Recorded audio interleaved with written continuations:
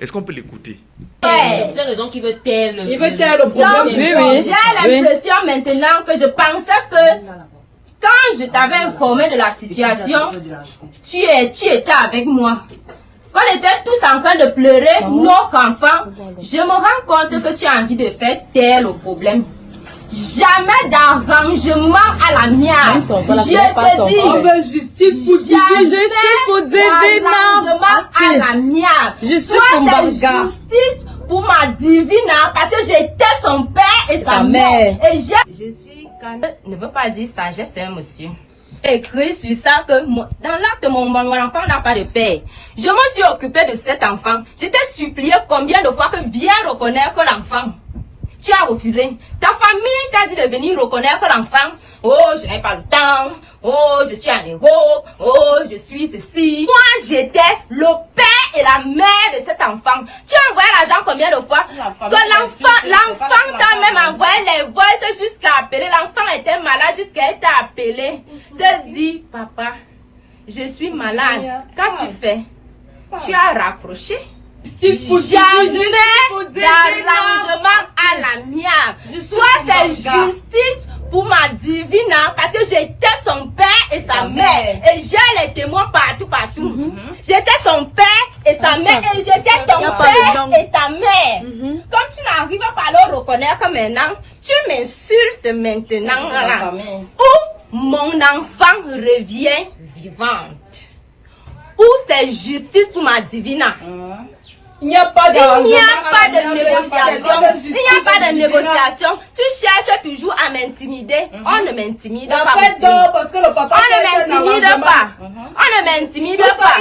Non seulement ça, tu es un lâche. Non seulement tu es là, tu es un irresponsable. Est-ce que tu les as dit que tu n'envoyais souvent rien à l'enfant? Je sors de l'hôpital comme ça, là, c'est le remerciement que tu es en train de donner pour ton enfant. J'ai dit, je veux la justice. Non seulement la justice pour Divina, je veux aussi la justice pour les enfants qui ont subi ce genre de drame. Donc, les mères, les pères, levez-vous. Levez-vous. Voilà donc les propos de la maman de la disparue Divine. Elle ne veut pas d'arrangement à l'amiable, elle accuse le géniteur d'être un irresponsable et qu'elle se serait engagée sur la voie de l'arrangement à l'amiable. Mais la question est, quand on la voit dans cet état, elle peut choquer encore, elle peut déprimer encore. Elle est en pleine dépression, oui. Parce que rien que par la gestuelle et l'émotion, c'est ce que je disais tout à l'heure, l'émotion dans son propos. Elle est en train de revivre, avec le décès de sa fille, les 11 années qu'elle a passé à s'occuper seule de l'enfant. Elle est en train de revivre le cas d'irresponsabilité, puisque quand elle invoque la défunte, en disant « La défunte t'a appelé, t'a laissé des voix pour te dire qu'elle était malade, tu n'as rien fait ». Quand elle repense... Et ce monsieur qui est pratiquement sa fabrication, elle dit qu'elle s'est sacrifiée, son agent de beignet, pour s'occuper de lui à l'école. Après, il est devenu beaucoup trop beau et beaucoup trop grand. Donc justement, vous voyez, donc, elle est en train de revivre presque une vingtaine ou une trentaine d'années qui passent, ou bien une quinzaine d'années, entre la relation, entre son accompagnement pour le père de son enfant, et maintenant le résultat qui en est suivi. Donc elle est dépassée. Donc nous sommes là. Normalement, les services sociaux devraient d'abord prendre cette dame, l'encadrer, la mettre dans un confort psychologique avant de mener toute autre chose. Aussi, je ne comprends pas. Je me rappelle hier, je disais ici, moi, si j'arrive devant celui qui a fait ceci à ma fille, je ne vous mens pas que Konengi est ouvert pour moi. Parce que ma première réaction, avec tout l'amour que j'ai pour mon enfant, mais c'est d'abord de prendre ta tête et la cogner au mur avant que les forces de l'ordre n'arrivent. Donc même pour sa propre sécurité, je ne sais pas comment vous pouvez aller négocier avec quelqu'un qui a violé votre enfant et lui a enlevé la vie. Je ne sais pas comment on peut chercher à faire un arrangement à l'amiable. C'est aussi la mentalité de cet homme est questionnée. Est questionnée et questionnable. Soit... Bon, là, on ne l'a pas écouté, on ne l'a pas entendu. Oui, non, je dis que si on parle d'arrangement à l'amiable... de quelqu'un qui visiblement est mal entouré. Parce que quand vous écoutez les voix en off, ses sœurs et autres, ce n'est pas pour l'aider forcément. C'est pas pour Un enfant l'aider. de 11 ans et qu'il n'y a pas, moi, monsieur, déjà il y a irresponsabilité. Vous ne pouvez pas Je être... suis d'accord pour ce côté-là. Oui, Moi, il y a je m'intéresse- irresponsabilité vous sur savez, le fait que quelqu'un même son disait nom tout ne à l'heure- figure pas sur l'acte de naissance. Ça veut Quelqu'un dire disait tout à l'heure que... que j'ai fait la Chine. Là-bas, le vivant est en priorité. On a donc un vivant qui est cette maman qu'on peut perdre si elle n'est pas bien encadrée. C'est un peu ça la préoccupation aujourd'hui. Revenir sur l'irresponsabilité de ce monsieur, ainsi de suite, ne va que davantage l'assommer. C'est tuer sa fille doublement. Si on veut seulement la maintenir sur ce terrain-là, est-ce qu'on n'aurait pas pu la gérer autrement, lui, David?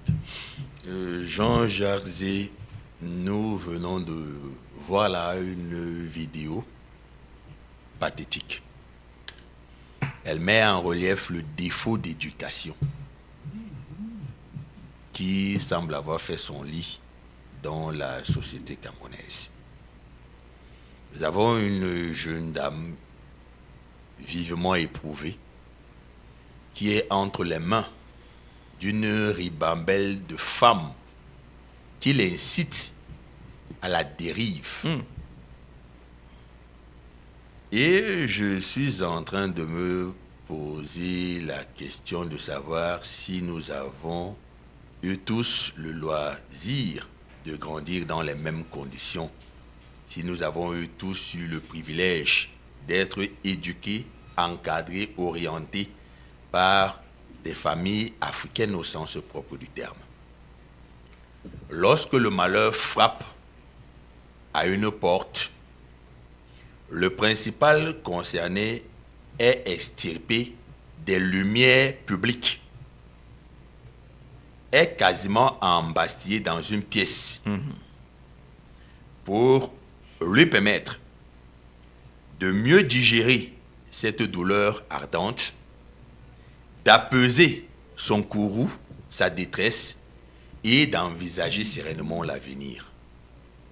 Généralement, c'est ce qui se passe lorsque nous perdons nos parents. Oui. Jean-Jacques, lorsque papa est décédé, moi, lui, David Loubet, le fils, j'arrivais, c'était pas facile de rencontrer maman. Une tante me demande à Waplange, tu veux lui dire quoi? Dis-nous, on va lui dire. Parce que elle savait que mon entrée devait encore susciter les pleurs, les gémissements. Oh, ton père, quand ton père était, ouais, quand tu venais comme ça, tout cela. Maman était quasiment isolée. Mais malheureusement, elle est ici à la merci de ses sœurs qui ne participent ni à son équilibre psychologique, ni à l'apaisement. On la livre à une espèce de vendetta qui l'amène à tenir des propos qui peuvent être recevables, mais qui ne sont pas contextuellement acceptables.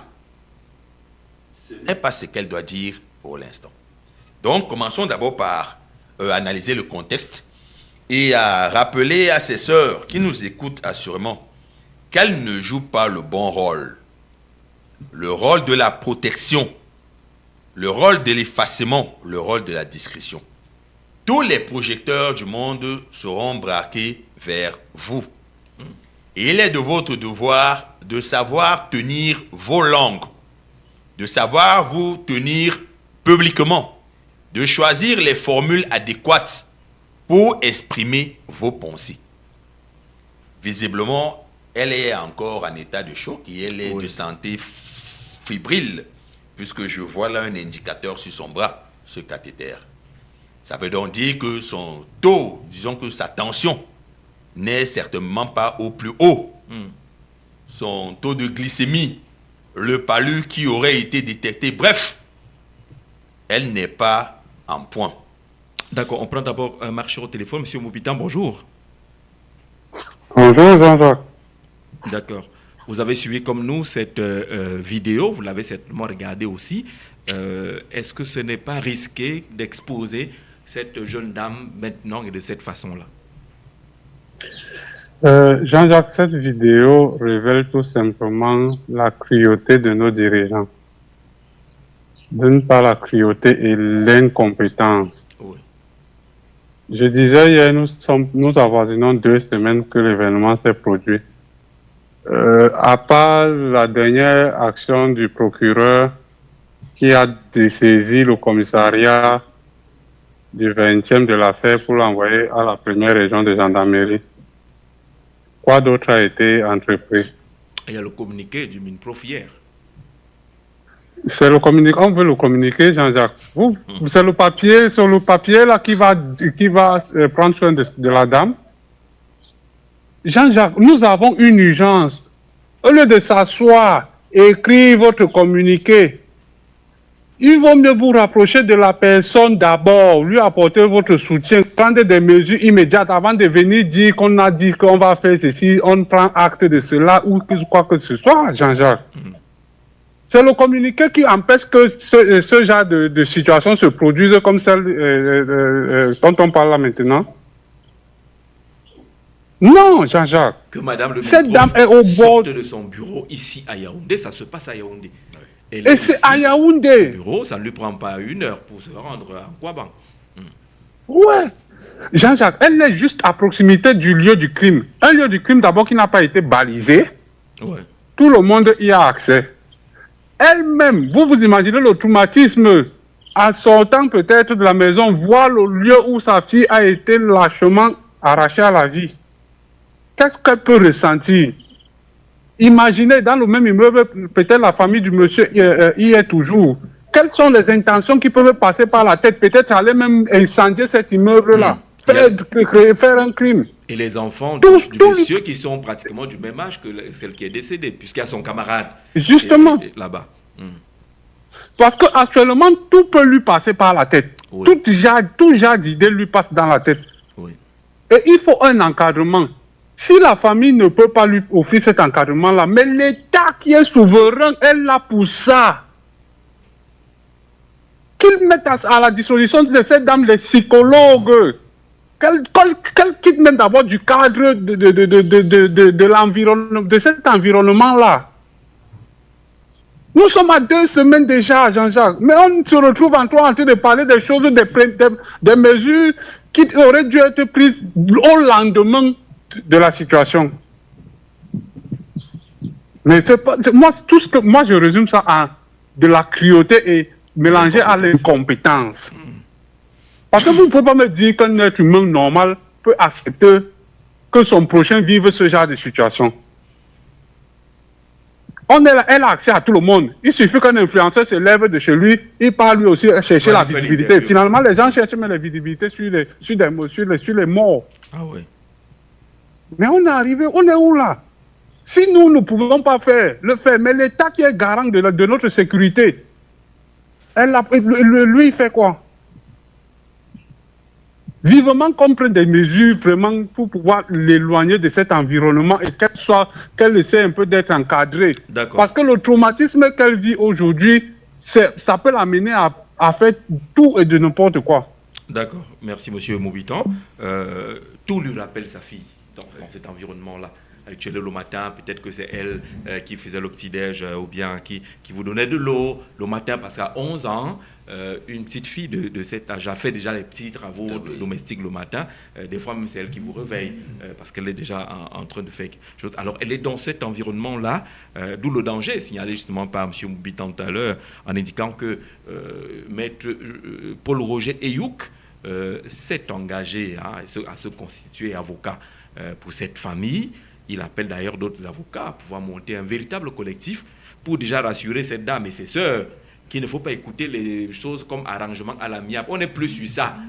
Le fait en lui-même n'autorise aucune façon un arrangement à l'amiable. Donc il ne faut pas qu'on te traumatise avec les histoires que ouais, ton mari, le père, l'enfant a dit que lui va faire un arrangement à l'amiable. Il n'est pas idiot, c'est un médecin.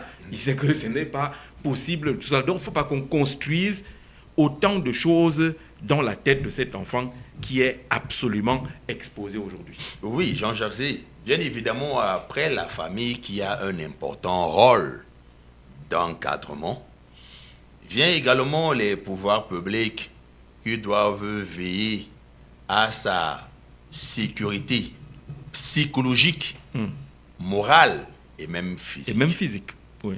Elle doit être prise en charge par des spécialistes pour établir une cassure d'avec ce monde de mensonges et de manipulations qui semble avoir raison d'elle et surtout l'amener à entrevoir la vie autrement. Parce que lorsqu'on dit arrangement à l'amiable, cela présuppose que l'époux a rencontré le criminel. Si l'époux a rencontré le criminel, d'office, on doit appeler cet époux. Or, il me semble que si nous essayons de verser sur les bases d'une rationalité, cela relève invraisemblable, honnêtement.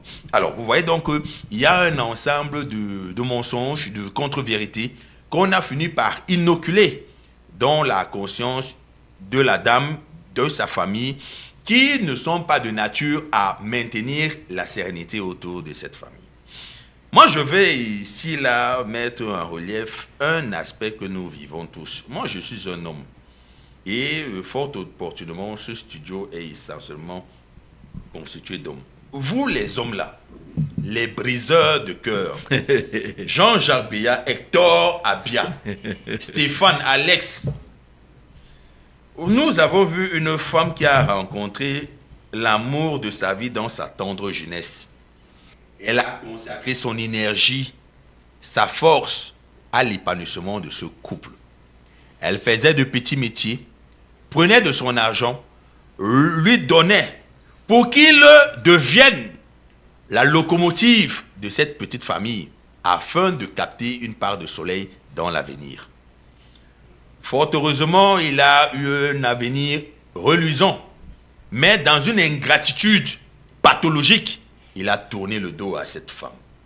Hector Abia, Jean-Jacques Béat, vous les jeunes talents là, les jeunes beaux garçons là, ne suivez pas cet exemple déplorable et condamnable. Cette femme est heurtée à vie. Dans ce qu'elle dit, ce n'est pas la véracité des propos qu'il faut cerner. C'est le ton, le timbre, la langue, l'expression, la gestuelle. C'est une femme meurtrie. C'est une femme déchirée. C'est une femme broyée par la déception sentimentale. Et il faut dire que ce mec, le docteur Jacquino Brice à Tangana, a eu la chance d'entrer en contact avec elle. Bon, là, je suis sous réserve des dires essentiels de la dame.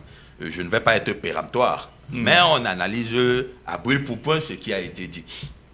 Alors, il semble donc qu'il n'a pas connu de frein dans cet élan d'ingratitude.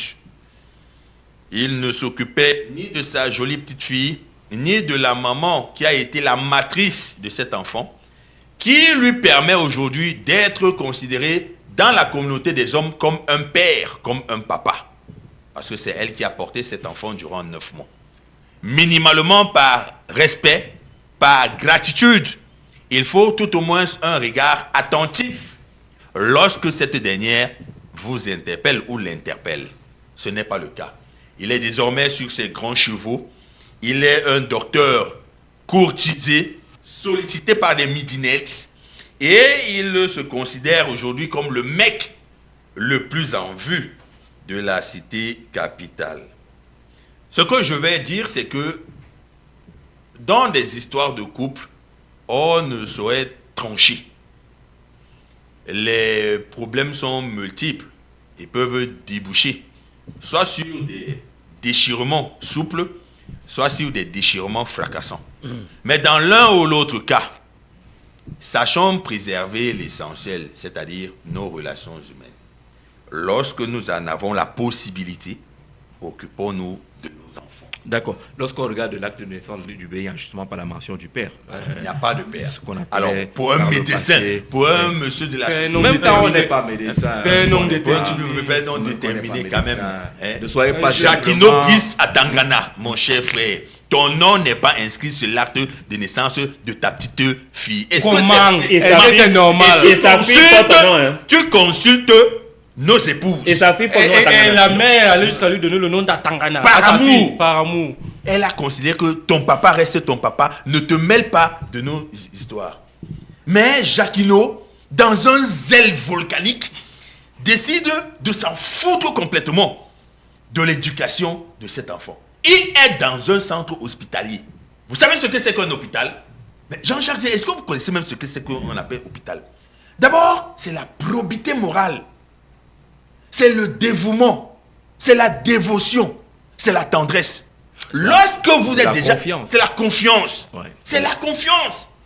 Parce que, je prends le volet par exemple des gynécologues.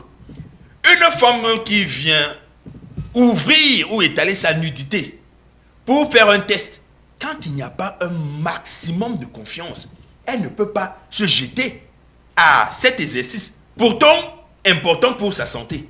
Et on vous dit donc que celui qui nous consulte régulièrement, celui qui nous prodigue des conseils, qui nous administre des soins, n'est autre qu'un garnement, entre guillemets, qui refuse d'assister psychologiquement, physiquement et financièrement sa fille. C'est très grave pour ce médecin. Alors, la disparition de Divine, c'est 3 ou 4 drames à la fois révélés à travers cette affaire triste. L'irresponsabilité de certains parents qui ne sont que des distributeurs de spermatozoïdes. Nous, on a beaucoup d'enfants. Ce sont des sous-hommes. Nous, on a beaucoup d'enfants. Oui, Il n'y a pas un seul qu'on ne prend en charge. Ça, vraiment, heureusement. Heureusement. Le conseil de mon feu papa. Oui. Que notre sang ne reste jamais dehors. Le sang ne reste pas dehors. Que notre sang ne reste jamais dehors. Vraiment, il vaut mieux qu'on t'insulte d'avoir des enfants partout. Oui. Mais que ce soit tes enfants. Mettre au monde une fille, un enfant. Et ne pas le reconnaître. Encore que ça ne coûte rien. Ça ne coûte rien. Il est jeune médecin aujourd'hui. Il aurait été fier d'aller à une cérémonie accompagné de sa fille de 11 ans. Vous ne savez pas comment c'est beau aujourd'hui. Ceux qui ont des enfants d'un certain âge, de faire une sortie avec cet enfant-là, avec une complicité incroyable, ainsi de suite. Mais de pouvoir rester si froid, ça veut dire qu'il y a beaucoup de drames derrière ce scandale. Et puis le ministre a réagi par un communiqué de presse. Lorsqu'on m'a envoyé le communiqué de presse hier, c'est un responsable du ministère, je lui ai demandé, il n'est pas daté. Bon, il m'a répondu sagement que ce n'est qu'un communiqué de presse. Donc, le communiqué de presse, lui, n'a pas de date. À la va-vite, c'était un bon débarras. Donc, il n'y a pas de date. J'ai regardé en haut, là, je n'ai pas vu. Même le communiqué de presse est traité avant qu'il n'aille à la presse. C'est-à-dire que si c'est la cellule de communication qui a géré, on doit avoir des éléments de traitement. Dans tous les cas, le communiqué est là. Il vient du cabinet du ministre des Affaires sociales. Le gouvernement de la République du Cameroun condamne avec la plus grande fermeté les récents cas d'infanticide et de violence sur les enfants. C'est-à-dire c'est globalisé. C'est globalisé. En effet, le ministre des Affaires sociales, Pauline Irène Nguéné, exprime sa profonde indignation et sa vive émotion suite aux récents cas d'infanticide et de violences graves perpétrées sur les enfants dans notre pays, notamment le drame survenu au quartier Nkwaban à Yaoundé le 19 mars 2026. Hier, nous étions le 31. Le drame a eu lieu le 19, il faut bien noter. Où Divine Mbarga, âgée de 11 ans, a été violée et assassinée. Ces actes odieux qui portent atteinte aux droits fondamentaux de l'enfant et à la dignité humaine sont inacceptables et appellent une réponse ferme, collective et déterminée. Le gouvernement adresse ses sincères condoléances aux familles durement éprouvées et leur exprime toute sa solidarité dans cette épreuve. Face à cette série noire, on reconnaît qu'il y a une série noire, les pouvoirs publics réaffirment leur engagement total à garantir la protection des personnes vulnérables, en particulier les enfants. À cet effet, plusieurs actions sont en cours. C'est le français. La poursuite systématique et la sanction exemplaire des auteurs de ces crimes et en étroite collaboration avec les autorités judiciaires et sécuritaires. Le renforcement des dispositifs de veille et d'alerte communautaire afin de détecter précocement les situations à risque. L'accompagnement psychosocial des victimes par des services sociaux, ce qu'on a appelé tout à l'heure. La mobilisation accrue de tous les acteurs sociaux, notamment les familles, les leaders communautaires, les organisations de la société civile et les confessions religieuses. Le gouvernement rappelle que c'est une responsabilité partagée. Il en appelle à la vigilance de tous et invite chaque citoyen à dénoncer sans délai toute situation suspecte ou tout acte de violence auprès des services sociaux. C'est signé Pauline Irène Guéné, ministre des Affaires sociales. La réaction que vous demandiez a eu lieu. Non, ça c'est un torchon. Ça c'est vide, insipide. Non, Ça, c'est allons-y un torchon. doucement.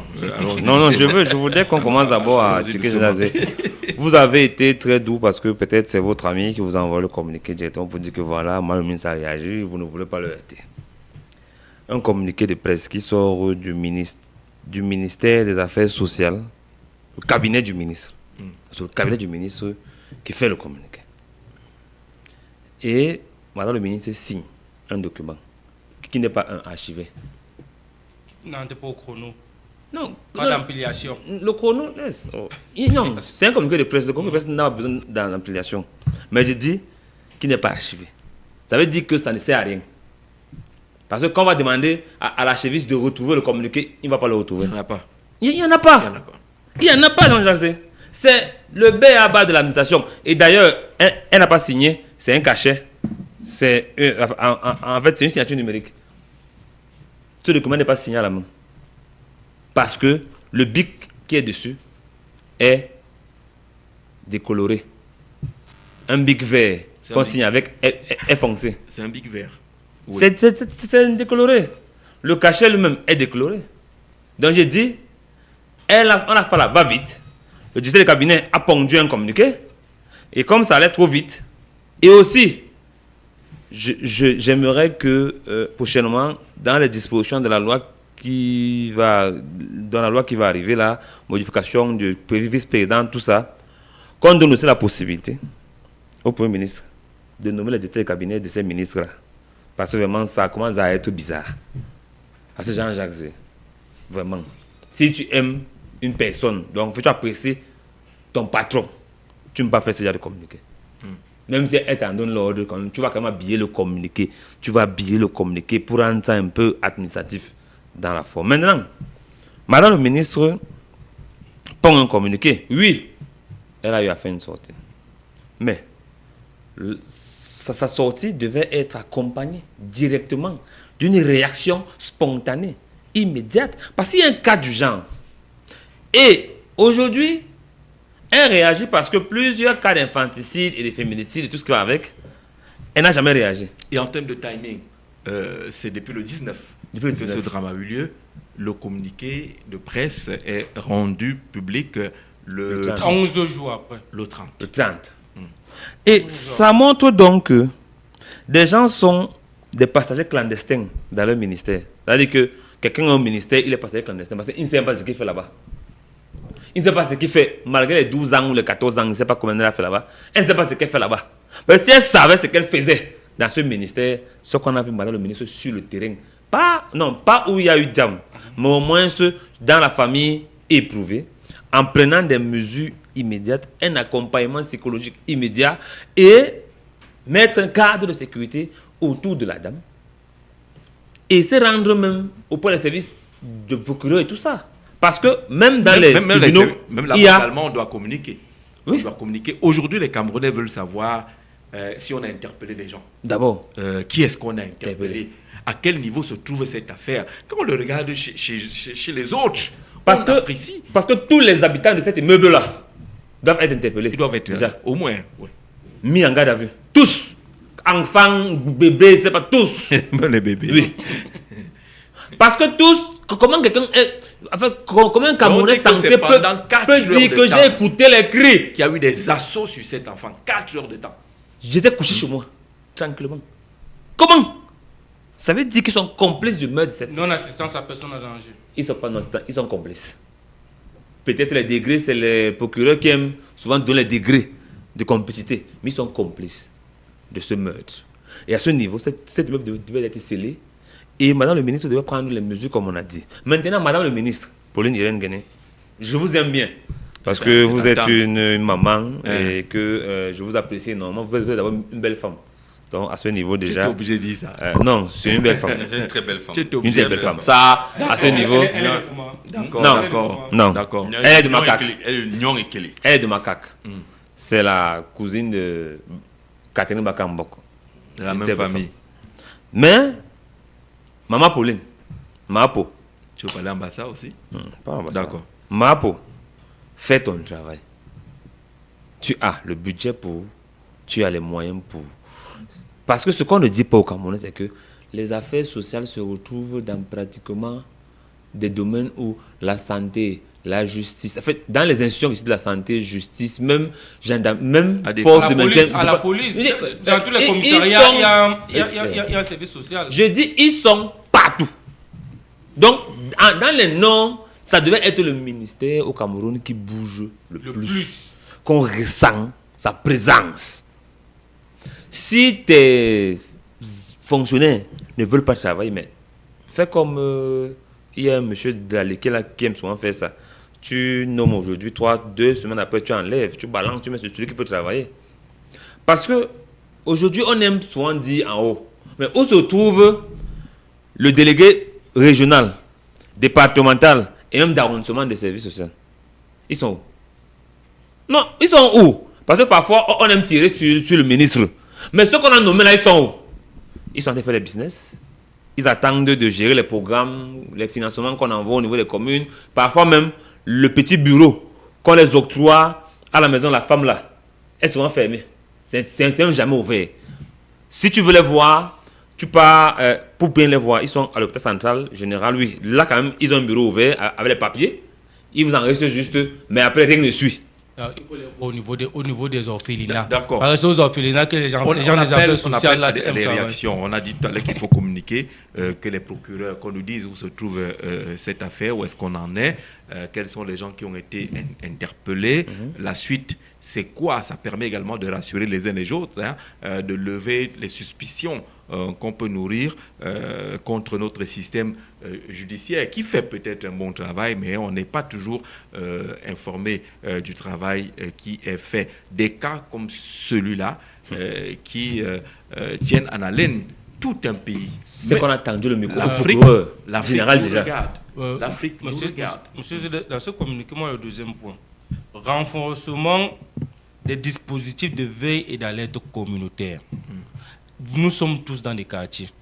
Est-ce que vous avez déjà vu dans votre quartier un dispositif de veille ou d'alerte sur ce genre de problème? Peut-être qu'ils vont renforcer, non? Maintenant, comment vous pouvez renforcer quelque chose qui n'existe pas? Donc, madame le ministre est en train de nous mentir. Ça, vous dire que moi, j'ai analysé ce communiqué. Parce que non, elle nous ment parce que quelque chose qui n'existe pas. Parce que un grand ne ment pas. Personne ne ment pas. Vraiment, il ne faut pas nous amener au quartier. Nous sommes dans les quartiers. Nous habitons les quartiers. Nous habitons les quartiers. Si au moins il y avait déjà des dispositifs de veille dans chaque quartier. Quand on dit communautaire, ça veut dire que dans chaque communauté, dans chaque quartier, dans chaque bloc, vous devez au moins voir une petite case. La question est de savoir comment est-ce qu'on met cela en place. Est-ce que ce n'est pas en rapport avec nos associations dans nos quartiers? Est-ce que ce n'est pas ça? Est-ce que vous attendez seulement un bureau qui est construit quelque part pour dire voici le bureau de veille, et ainsi de suite? Est-ce que ce n'est pas des relais qu'il faut absolument avoir dans les quartiers? On peut venir vous installer les fonctionnaires dans votre quartier, mais s'ils ne travaillent pas avec des relais, nous qui sommes du quartier, qui savons qui est qui, ça ne va pas être efficace. Voilà. Un autre point. La mobilisation accrue de tous les acteurs sociaux, notamment les familles, les leaders communautaires, les organisations de la société civile, les confessions religieuses. Madame le ministre des Affaires sociales, tous les gens vous disent ici, nous le disons, et les Camerounais avec, la famille est désolidarisée parce que l'État, les politiques publiques n'accompagnent pas. Tout le monde est obligé aujourd'hui de fuir la maison pour chercher de quoi manger, justement parce qu'il y a un cadre légal qui n'existe plus. Et l'État a foutu le camp. Mais ça ne vous dédouane pas de vos responsabilités. Non, nous, ça ne dédouane. Ça ne vous dédouane pas. Monsieur Korkotongue, il y a un mot à dire, n'est-ce pas? Bonjour. Bonjour Jean-Jacques Fay. Bienvenue, bonjour frère. Bonjour à votre très riche panel. Oui. Bonjour à vos millions d'auditeurs et de téléauditeurs. Bonjour à tous les criminels. Comment?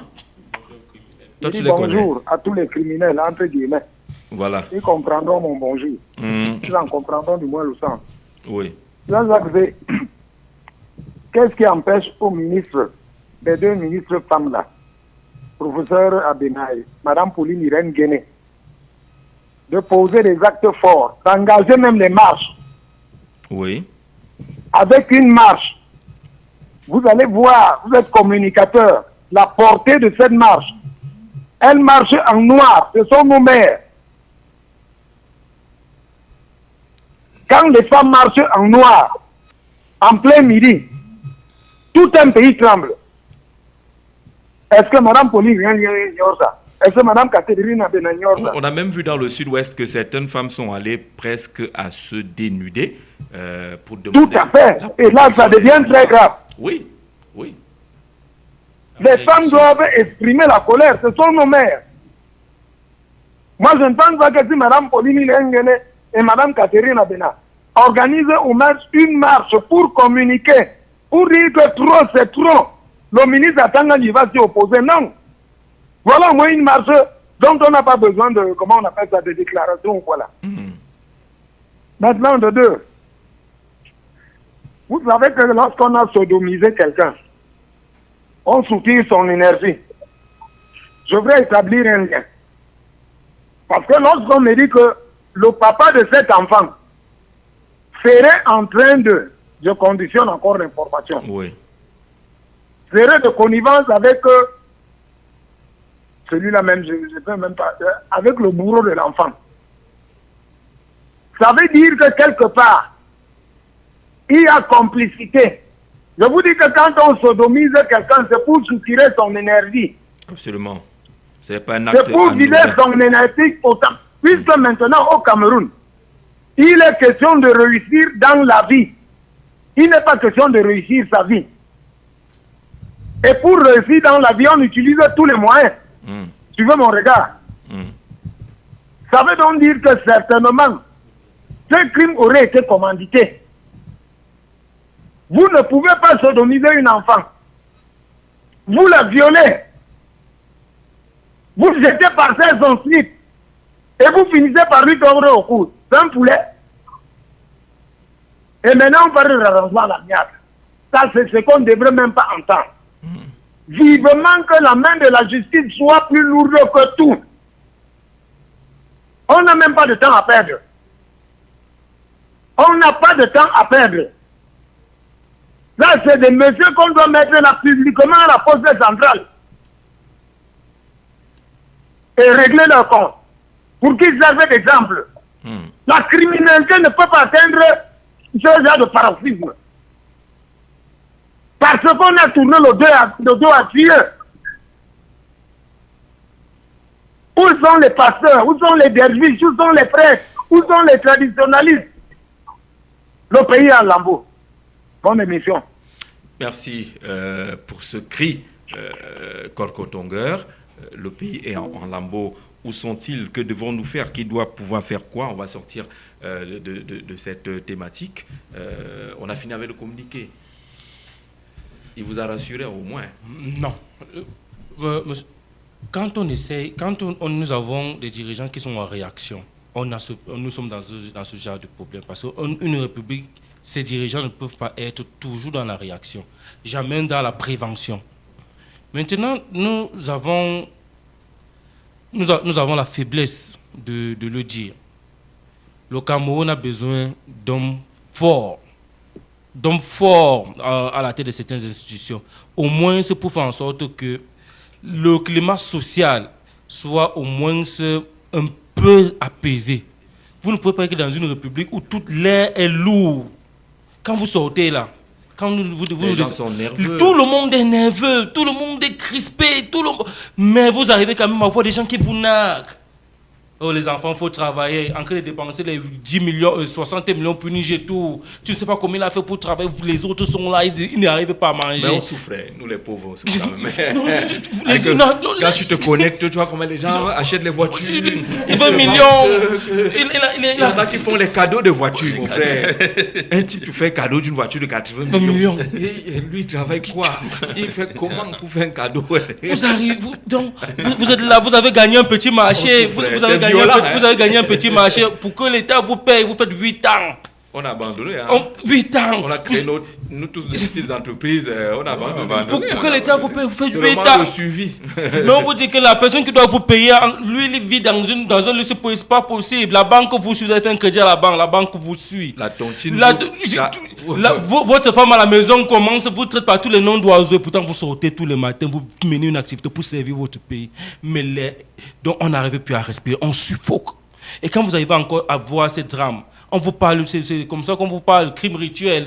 À un niveau, vous vous demandez, est-ce que nous sommes vraiment Camerounais comme les autres? Est-ce que le Cameroun pense à ses enfants? Parce que ça, c'est un cri du cœur. Est-ce que ceux qui nous dirigent pensent que tous les 30 millions, peut-être qu'avec le nouveau recensement, sera véritablement combien nous sommes, et qu'ils pensent vraiment que les 30 millions que nous sommes, et qu'ils ne sont que 2 millions, 3 millions à vivre de ces privilèges, les autres vous regardent comment? J'ai écrit un post une fois, j'ai dit, on a eu 2 cas. Le ministre garde des Sceaux a vu sa voiture caillassée par un homme qui pensait qu'il avait eu des mauvais... Steve Wundi, on patiente 15 secondes. Qui pensait que la justice avait pu donner un mauvais rendu sur une affaire. Le véhicule a été caillassé par une personne. Je leur ai demandé, dans le poste, je disais, s'ils avaient été 1000, où serait le ministre garde des Sceaux aujourd'hui?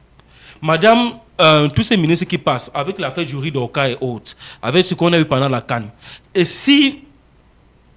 vous avez 2 millions de Camerounais qui se placent devant un ministère. Avant que les forces de l'ordre n'arrivent, on a perdu un ministre. Mais vous n'avez pas le pouvoir appartient au peuple.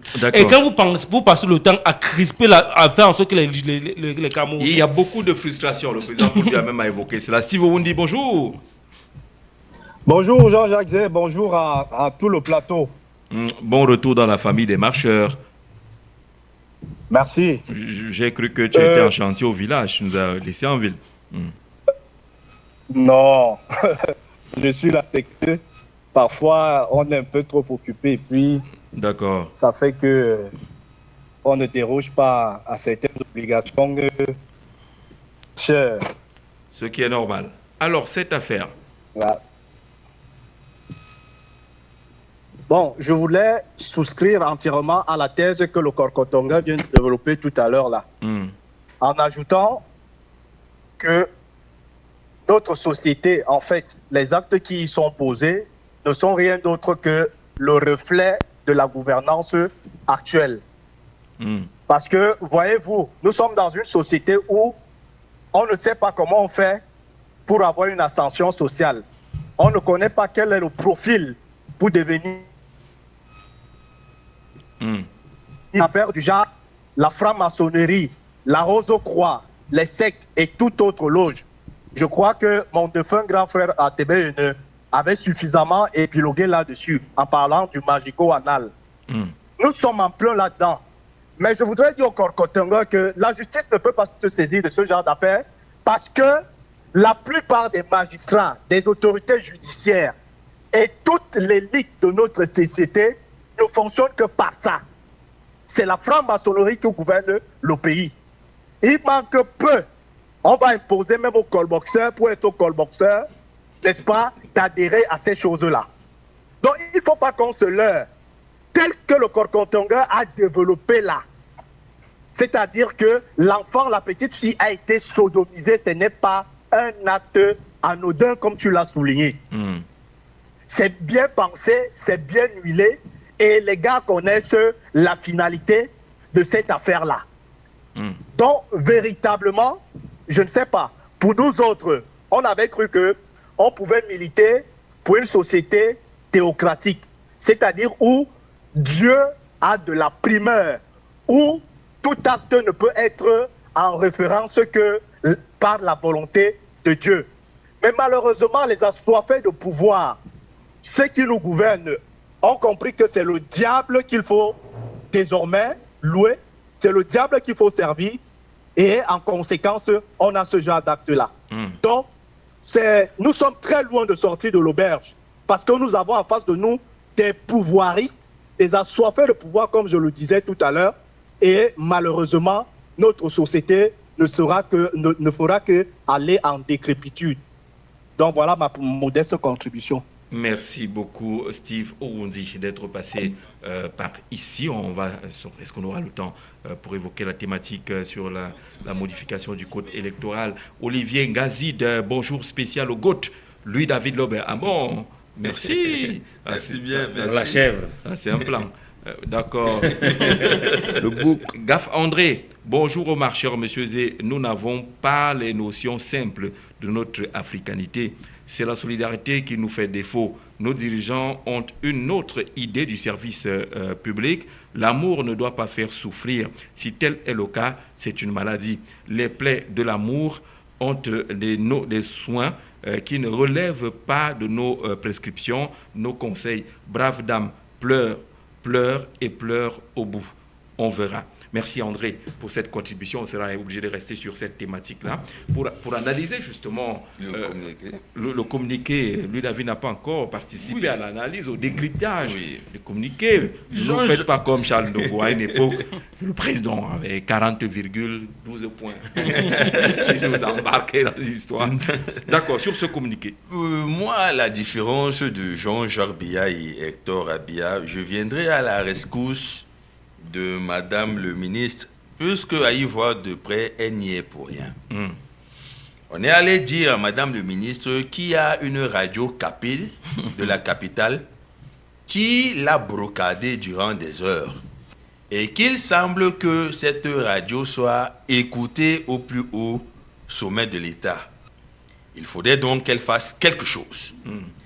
Elle a donc réagi par à coup, premièrement. Deuxièmement, lorsqu'elle a été nommée, on l'a installée dans un ministère qui est une espèce de contenant dont elle n'a cerné ni apprivoisé le contenu. En des termes simples, elle ne sait pas pourquoi elle est ministre. Et tu dis que tu viens à sa rescousse. Oui, elle n'y est pour rien. Elle n'y est pour rien. Il faut toujours se méfier des introductions déjà. Il ne faut jamais célébrer l'introduction. Quelqu'un introduit, attend d'abord la suite. Ouais. Elle n'y est pour rien. Elle n'y est pour rien. Oui. On l'a nommée là. Alors, durant tout son magistère, l'actualité politique a été particulièrement électrique. 2 noms de leaders ont été largement prononcés et présentés à la face de l'opinion publique nationale comme des parias. Maurice Kamto, Issa Chiroma, et on peut ajouter dans une moindre mesure Cabral Libi, son frère même d'Union Ekele, qu'il faut absolument combattre et neutraliser.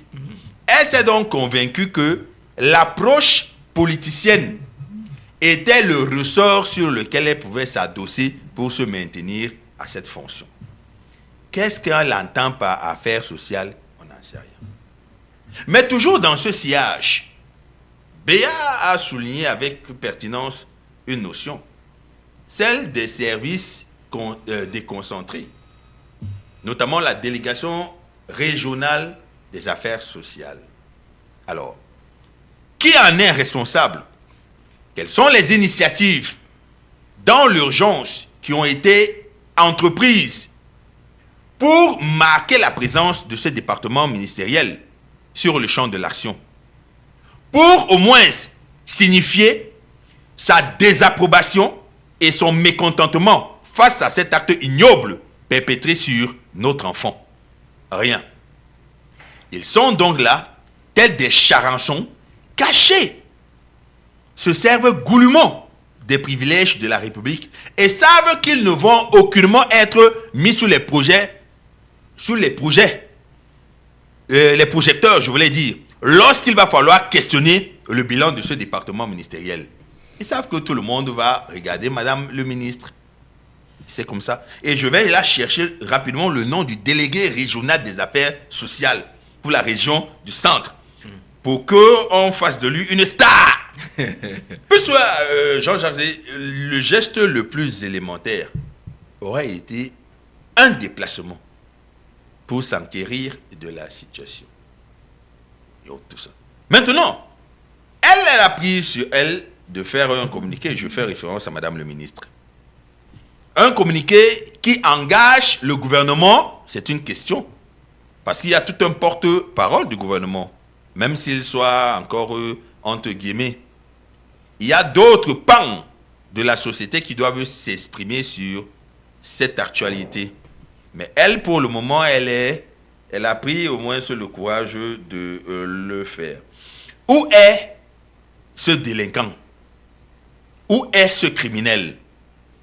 Il ne peut pas se balader dans cette capitale avec aisance, alors que nos forces de maintien de l'ordre ont toujours été d'une rare efficacité lorsqu'il a fallu traquer, dissuader, humilier les acteurs politiques. Si on avait annoncé un rassemblement ici à Oja, la spontanéité avec Là, on voit laquelle les hommes et le matériel. les hommes et le matériel. Tous les grands carrefours sont inondés d'hommes en tenue. Les matraques, les gaz lacrymogènes, les protèges, tout là. Il y a quoi? On dit que Kamto veut déstabiliser le pays. Voilà donc le vrai Kamto qui a sodomisé sauvagement un enfant.